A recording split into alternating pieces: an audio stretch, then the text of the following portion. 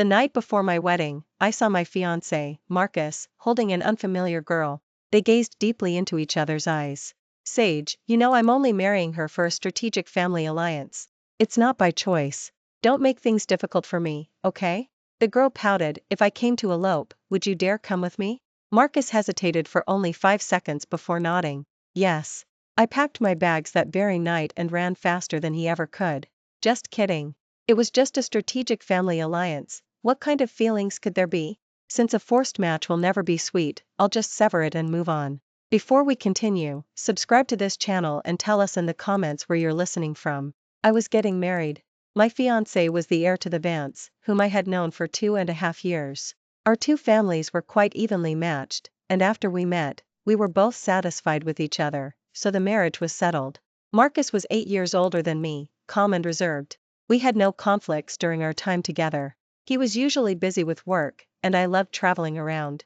We didn't spend much time together, but our relationship was relatively stable. The two families discussed it and set the wedding date. I had originally thought that my future life would be one of traditional marriage roles. He would manage the business, earn money to support the family, and I would be content as a housewife, living a simple life and growing old together. But unexpectedly, the day before the wedding, I saw my fiancé embracing another unfamiliar girl. His eyes held a deep reluctance to part. It was a tenderness and affection I had never seen before.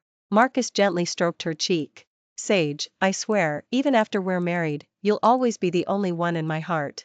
If I came to elope, would you dare come with me? Sage had always been like this, bold, passionate, and free-spirited. Her love was like the scorching sun, fiery and intense. Marcus was born into a prominent family, raised under strict discipline, always adhering to rules. He never rebelled, even during adolescence. Sage's love was like a wildfire, instantly igniting him. Marcus lowered his head to kiss her lips, with a stubbornness that seemed beyond his age. If you dare come, I dare leave. But what about Grace? The girl nestled against his chest, her voice playful. Is it really okay to abandon your fiancé in front of everyone? I only want you, Marcus said firmly. At worst, after the dust settles, I'll go to her and beg for forgiveness. She looked very wronged. But we're the ones who are truly in love. Oh, for heaven's sake. I was apparently the stumbling block between these two star-crossed lovers. The groom was about to run off with someone else, so what was the point of me, the future bride, staying? If I hadn't overheard this conversation today, I couldn't imagine what a laughingstock I would have become in everyone's eyes on my wedding day. I packed my bags that very night and returned to the family, telling my parents and Alex immediately. My parents were so furious upon hearing it that they wanted to go to the Vance to confront them right away. Alex, however, was very rational. He let out a cold laugh. Let him run. I hope the Vance can bear the consequences. My father slammed the table. The corporation's capital chain broke back then. If we hadn't considered his strategic family alliance with your sister, we wouldn't have injected hundreds of millions of funds for no reason. Unexpectedly, he was planning to burn his bridges. They comforted me, then added, it's a good thing you found out when you did, we can cut our losses. Our family would rather lose this partner than let this alliance stand. Alex, afraid I'd be too upset, specifically ordered my favorite cake. Don't worry, he said. With me supporting this family, no one will ever bully my sister. I smiled and nodded. I know. Love is merely a seasoning in life. Why? It can be a delightful bonus. Without it, I have no regrets. I'm still young, with loving parents and Alex, and more money than I could spend. If I were to wallow in self-pity over a little romance, wouldn't that be a loss? Even 1 minute spent feeling sad over a jerk would feel like a waste of my life. I'd rather use that time to hang out with Chloe. The wedding was set for June 12th, which wasn't a weekend, but my 22nd birthday. Despite that, the wedding venue was still packed with guests. I sat in the upstairs dressing room, watching the scene below through the window. In a corner, Marcus was conversing with Sage. Through a hidden device, I clearly heard their conversation. Marcus, when the officiant gets on stage, I'll walk up to you and take your hand. You'll take the microphone and loudly tell them who your true love is. Alright, Sage, you're the only one in my heart. Do you think Grace will be so angry she cries? What if she can't take it and makes a scene? She wouldn't dare. Marcus's expression darkened. No one can stop our love, and she's no exception. If she makes a spectacle of herself, will you feel sorry for her? Will you regret it? How could I? She's just an irrelevant person to me. Even if she embarrasses herself, it's none of my business. Sage smiled happily, stood on her tiptoes, and kissed him. Haha, in a little while, you'll be my man. Sage, I love you. They embraced passionately, pouring out their hearts to each other. I withdrew my gaze and sat down. Even though it was a strategic family alliance, it was a momentous occasion for me. Every decoration, every detail at the wedding venue, was the result of countless discussions and revisions with the designer, meticulously planned over half a year. From beginning to end, Marcus only ever nodded, paid the bills, and said, "Whatever you like is fine." I used to think all men were like that, but now I knew his heart wasn't truly in it. If he had a sweetheart, he should have made it clear early on, instead of wanting both. He wanted pure, passionate love, yet also the benefits of a strategic family alliance. He wanted to have it all. In the end, I became the villainous third wheel, the bad woman standing in the way of their love. Heh. Our wedding included not only relatives and friends from both families but also business partners and some influential political figures. If he ran off, he would leave me alone there to become a laughingstock. A moment later, the door to the dressing room was pushed open, and a cautious head peered in. Sage's eyes met mine, and she mumbled under her breath, "I thought she'd be prettier. She's nothing special. No wonder Marcus doesn't like her." No sooner had she spoken than my bodyguard pinned her down to her knees. "Miss, we caught a thief trying to steal something." Sage's face instantly flushed crimson. "Let go of me. I'm not a thief." Chloe stepped forward and pointed at her. "With your shifty eyes, what were you doing lurking around here?" "I was just curious. I wanted to see what the bride looked like." Hearing the commotion, Marcus rushed over and immediately saw the person pinned to the ground. His brow twitched, and he instinctively snapped, "Grace, what mischief are you stirring up now? Let her go at once." Sage's mouth drooped in an aggrieved pout, and she wanted to lunge at him. But at the critical moment, she restrained herself. I knew Sage just wanted to deliver a fatal blow during the climax of the wedding. She was biding her time. Chloe walked over and slapped her. "Marcus, take a good look. This woman sneaked in here to steal. Not calling the police on her is already us being very lenient." Marcus's veins instantly bulged, and he clenched his fists. "You dared to hit her?" Chloe twisted her wrist. "Just a thief. She tried to steal right in front of us, why can't I hit her? Or are you saying she's your mistress?" Marcus quickly reacted, rushing to explain, "She's just a young girl Oh, got lost. Why do you have to be so persistent and accuse her falsely?" "Whether she's falsely accused or not, the police will find out," I said, walking toward him. "Don't forget, today's guests are all important people. If anything goes wrong, it won't look good." Marcus gritted his teeth, took a breath, and forced a smile at me. "Grace, it's a big day. Live and let live, can you give me a break?" Since we had already decided to part ways, why was he still pretending in front of me? However, I didn't want to get further entangled with him. My private jet was about to arrive, so I casually brushed him off. "I've already called the police, let them handle it." "What?" He turned pale with shock, looking at me reproachfully. "It's just a small matter. Why do you have to blow it up like this? Is this all the magnanimity a wife of the Vance family has? How strange. You're not scolding the thief, instead, you're scolding me for calling the police? Without proof." He quickly corrected himself mid-sentence. "I just thought it's our wedding day, a joyous occasion." Chloe spoke up for me. "You still remember you're marrying Grace today? I almost thought that thief on the ground was your bride. I curled my lips into a smile. "Forget it. Let her go." The woman on the ground lowered her head, gritting her teeth, then turned and left reluctantly. Marcus wanted to chase after her but managed to control himself. His lips moved several times, but he swallowed the angry words. "Grace, with so many important people here today, I hope you'll prioritize the bigger picture and not act petty. Get lost. What nerve do you have to lecture her? Do you really think you have any authority?" Chloe, unable to contain herself any longer, directly shut the door. She had heard Marcus was planning to elope and had been furious enough to immediately want to take a knife to him. I just told her to sit back and enjoy the show. Otherwise, with Chloe's temper, Marcus wouldn't be at the ing venue right now, he'd be in the hospital's ICU. Chloe and I watched from the security footage as Marcus caught up to her. Sage, having been slapped, was both aggrieved and furious, pounding on his chest.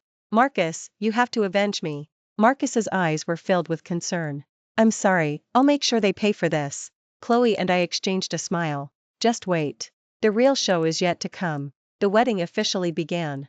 The officiant invited Marcus onto the stage. Before he could speak, Sage stepped forward and took the microphone. In an instant, Marcus took her hand. They gazed into each other's eyes, their gazes practically melting together. The guests below felt something was off, their heads full of questions. But they couldn't help but be curious for gossip, so they all looked up. Marcus gripped Sage's hand tightly, his expression somewhat agitated. Perhaps for the first time in his life, he was being so rebellious. His lips trembled several times before he spoke. My apologies, everyone, but today's wedding cannot continue. The woman beside me is my deepest love, and I only want to be with her. Sage tilted her head, looking up at him. Marcus, will you come with me? The man nodded as if taking an oath. I will. Sage smiled triumphantly, then provocatively addressed the tightly shut door opposite them. Grace, I'm sorry, but I'm taking your man.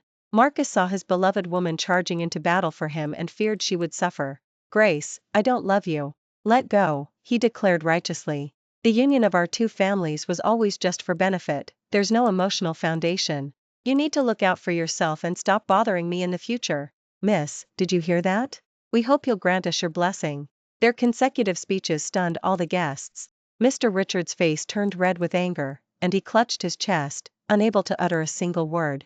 His son's outrageous stunt today was completely unexpected, even to them. It caught everyone off guard. The two lovers on stage, however, continued to do as they pleased. Marcus probably thought I was deeply in love with him, and a look of arrogance appeared on his face. Grace, let's part ways amicably. This is my personal decision and has nothing to do with Sage. I hope you won't cause her any trouble in the future. Miss, please accept reality. Marcus doesn't love you, please be generous and let us be together. The two of them continued their impassioned declarations but received no response. The scene Sage had imagined, me furiously disrupting the venue, pointing and cursing at her like a madwoman, never materialized. On the contrary, an eerie silence settled over the room.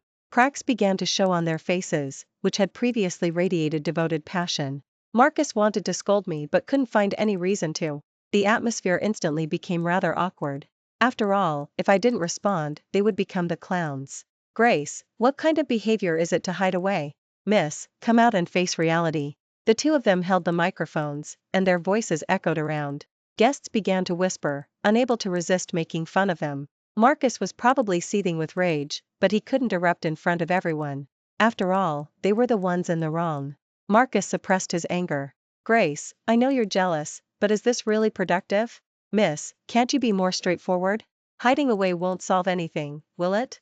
Just as Mr. Richard and Mrs. Elizabeth were about to have them pulled off the stage, the door at the other end opened. A pig, adorned with a veil, trotted merrily over, snorting, until it reached Marcus's feet. Alex took the microphone, looking at Marcus mockingly. My sister left a long time ago, she's already on vacation in Hawaii. You'd better hurry up and marry this pig, then take it and get out. After finished speaking, the room erupted in laughter. Mr. Richard and Mrs. Elizabeth said angrily, what is the family ly implying? If you didn't want to marry our son, you could have said so earlier. Why make such a scene? Alex curled his lips. So you already knew. Wasn't it Marcus who made such a scene? The other party seemed to just remember that the root cause of this farce was their son. If they didn't want to get married, they could have brought it up sooner. Now the situation was ugly for everyone. Alex was right, I was already on Hawaii. Soft sand caressed my feet, and the waves gently kissed my ankles. After playing in the water, Chloe and I found a shady spot to sit, sipping coconut juice and watching the live video Alex had sent. The favors he gave to the guests contained intimate photos of Marcus and Sage in various poses, one for each person. Even in the social media sphere, it was an explosive sensation. I opened WhatsApp, and my social media feed had exploded. People had taken photos and arranged them into photo collages, with no two pictures alike. I scrolled through and liked each one in turn. Someone had also filmed the scene live and posted the video online. Marcus and Sage stood on stage, fingers intertwined, still defiant. They had probably expected to see me become a laughingstock. My embarrassed and frantic appearance would have perfectly highlighted their unwavering and brave love. But now? Who cared? They were just two figures of ridicule, publicly gawked at. In the video, Marcus was still trying to say something, but the venue was already a chaotic mess. Did Harper really elope? Oh my God, if I ran into a detestable pair like that, I'd also pack my bags and run a mile overnight. But she shouldn't humiliate others like this, should she? If she didn't want to marry, Couldn't she just explain it properly? Didn't Alex say that Marcus should hurry up and marry that pig, then take it and get out? Are those two on stage just for entertainment? Do they seriously think their love is moving heaven and earth? Mr. Richard suppressed his rage, gritting his teeth as he ordered, "Where is Grace? Go find her at once." At this point, Marcus and Sage were completely ignored. Their expressions were a mix of rich emotions, both awkward and humiliated. They had originally intended to stage a dramatic elopement. But who cared anymore whether they eloped or if they loved each other? If they ran, no one would care. If they didn't run, what was the point of today's spectacle? Was it just to be clowns, performing for others? Chloe lay on a beach chair, laughing uproariously beside me. "Grace, look at these two fools," she said, pointing at the video. "They think they're such important figures, so full of themselves." I slowly said, applying sunscreen, "Their brand of romance is quite unique." She repeatedly rewound the video. "Grace, look at this part, it's hilarious." The wedding turned into a huge spectacle, known citywide, and went viral. Influencers immediately edited videos, showcasing their grand elopement in 1 minute. In the footage, the two lovers, a devoted pair, looked resolute and deeply in love. They called out for half a minute, but no one answered, and finally, a pig ran out. By now, "Let's elope" had actually become the top trending topic. Marcus's attempt at elopement failed, and he ultimately became a laughingstock. In his plan, I would go mad, lose my mind, make a scene, act ugly, and turn the venue upside down. Such a version of me would be utterly repulsive compared to the radiant and graceful Sage. The family would also be humiliated and unable to hold their heads high. In the end, we would have no choice but to swallow our pride and take the hit. We might even have to give up certain rights to compensate them. After all, the Vance family's current strength was below that of the family, and many of their operations still relied on us. But he never imagined that I, too, would elope. They built the stage with their own hands, so of course, they had to perform the play themselves. Chloe clicked her tongue in amazement. Marcus, at his age, trying to elope? What was he thinking? I sneered, just, who suddenly found true love. Now their fig leaf has been ripped off, revealing their inherently ugly faces. I'm curious to see what kind of fireworks their love will produce. I gazed at the distant blue sky and white clouds, sipping coconut juice. Then I wished them, may their twisted love last forever, sarcastically. A couple not favored by their families, how long could they truly last? During my days abroad, Vance family members inquired about me everywhere. They even tried to use public opinion to force me to return and complete the wedding. Seeing that it was truly irreparable, they finally gave up. It was said that Mrs. Elizabeth fell ill with anger and was admitted to the hospital. Mr. Richard enforced family rules, gave Marcus a beating, and brought back his illegitimate son who had been living outside. The family, already precarious without our support, was now facing even greater difficulties. After all, if they couldn't be trusted with something as significant as a strategic family alliance, how could other people dare to continue doing business with them? Who knew when they might get stabbed in the back? Chloe told me all this with a hint of schadenfreude. You wouldn't believe how amusing Sage's face was when she heard Marcus had been stripped of his position as heir. I sipped my coffee, completely at ease. Since chose love, then let's not contaminate their pure love with material things. Now that the Vance family has cut off his retreat, I wonder if the two of them can still enact an earth-shattering love story. One can only hope. We were chatting when I received a call from Marcus. The fact that he called me probably meant his family had pressured him, right? His grand love story was built on the ability to control and command everything, not on being completely destitute like he was now. Over the phone, Marcus's enraged voice questioned, "See, where have you run off to? If you're unhappy with me, you could have said so. Why play games with me? Do you know the consequences of this?" "Because elopement is really fun," I laughed. "What, your scheme didn't work out, so now you want to turn the tables on me?" I wasn't trying to ruin the strategic family alliance, I just wanted my family to accept Sage. You know, she's just a young girl with no background. "I'm not interested in your mistress," I interrupted him. "Just let us know when you get married. We'll come to watch the spectacle." "Oh, I mean, attend the wedding. Why can't you understand me? Our 2 years of feelings, did they just vanish?" "No, they didn't change," I scoffed, adding just as he was about to get self-righteous again. "I never had any feelings for you. It was a strategic family alliance. If it worked, great, if not, we'd part ways. I can pick it up, and I can put it down." "How can you be so terrifying, so cold-blooded?" "Exactly. If I weren't cold-blooded, I would have eloped with someone else a long time ago." If there's nothing else, I'm hanging up. What if your mistress misunderstands and comes looking for trouble? You. Chloe took the phone from my hand and immediately deleted his number and blocked him. Why keep this scumbag around? Save him for a holiday? You're right, I said, turning to pour her a glass of red wine. To our photography studio. I loved traveling, and Chloe loved photography. She said she wanted to join me, camera in hand, to explore every corner of the world and document the miracles in ordinary life. The next time I saw Marcus was 2 years later. Chloe and I were traveling and doing photography, and we had also started live streaming. It was initially just to document our lives, but unexpectedly, we gained 1 million followers. Indeed, sometimes the unintentional yields the best results. All the money earned through the internet was donated to children in rural communities. We were very clear our mission. We didn't have grand ambitions or contribute much to the country, but the children nurtured by this money could. Through careful selection, we funded good children from impoverished families who were poor but not lacking in ambition and had upright character. At that time, we had just finished a trip and coincidentally met Marcus in Willow. He was unshaven, a bit unkempt, and his once neat suit was now wrinkled. Seeing me, he instinctively flinched a little. But soon, he regained his composure. Seeing me sitting alone at an outdoor cafe, he walked over and sat at the table next to mine. How have you been? Excuse me, this seat is taken. My boyfriend walked over with 2 ice creams. Sir, could you please move? Marcus looked utterly surprised, seemingly unable to believe that I had found a replacement. Grace, how could you? Allow me to introduce you, this is my boyfriend, Noah. I smiled generously. Noah, the youngest Hayes, my arranged marriage partner. A glimmer appeared in his eyes. Just an arranged marriage? Noah frowned, gripping my fingers, and provocatively challenged him, yes, but not the kind that ends in elopement. Grace, it's been so long. Haven't you repented? Noah looked at him with amusement. Are you still trying to pin the blame on my girlfriend?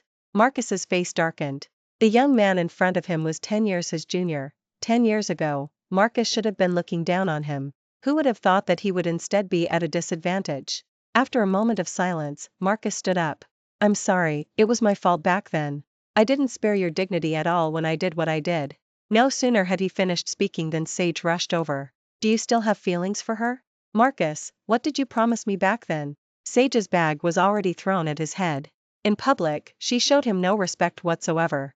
Marcus's face was grim, and he quickly pulled her away. Noah, a little jealous, hugged me. Grack. Don't look at him, look at me, okay? Why would I look at him? He's just an old man. If you weren't only 17 5 years ago, he wouldn't have been the one in a strategic family alliance with my family. My voice wasn't loud, but it reached Marcus's ears clearly. That's right. I said it deliberately for him to hear. Back when he planned to humiliate me and make a fool of me, I wanted revenge. The family had cut off all business dealings with them and cancelled previous collaborations. Without our support, the Vance family and Marcus, who received no help from Sage, were far worse off than before. When told me, I learned they had already divorced. Sage left gracefully, not even taking the child with her. She took 10 million from the Vance family and latched onto another rich bachelor. Just as before, she threw herself passionately into his arms, dating him very publicly. Marcus became a complete joke.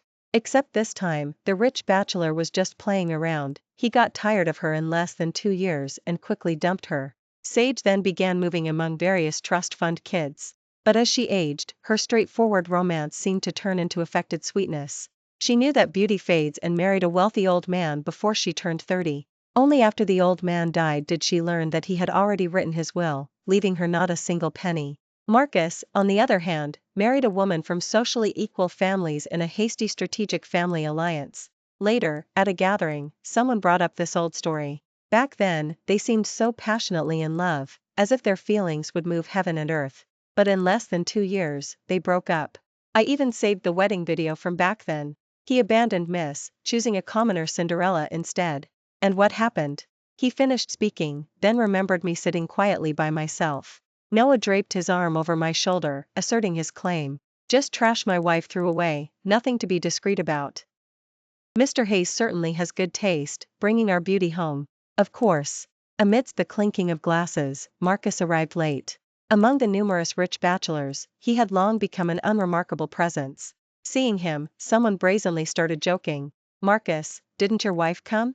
Oh, I'm sorry, I almost forgot, you've been divorced for a long time. Tell us about your journey, will you? You two were so desperate to be together, why did you break up? You two were so resolute at the wedding, you're the only one in my heart, I only love you. Was that unwavering love just like a tornado, sweeping through and then vanishing? Oh, stop teasing him. Marcus's face is turning red. Ha ha ha ha. Marcus gritted his teeth, originally intending to just grit his teeth and sit down. But those around him seemed unwilling to let him off the hook, treating him as a source of amusement. Bang! Marcus shoved his chair away and turned to leave. Oh, he's got quite a temper. He's allowed to do it, but we're not allowed to talk about it. He lost face himself, and he embarrassed himself. Who else can he blame? I could tell this joke for 100 years. On the way home, Noah held my hand tightly. Grace, I won't be foolish. I know. Back home that night, Noah showered and then slipped into my bed. His warm breath lingered in my ear. Wife, it's time we had a child. I rolled over and embraced him. Okay. Thank you for listening to today's story. If you enjoyed this video, please like and share it with your friends. We look forward to hearing your thoughts in the comments section. Feel free to share your opinions, and don't forget to subscribe to our channel for more exciting stories. See you next time.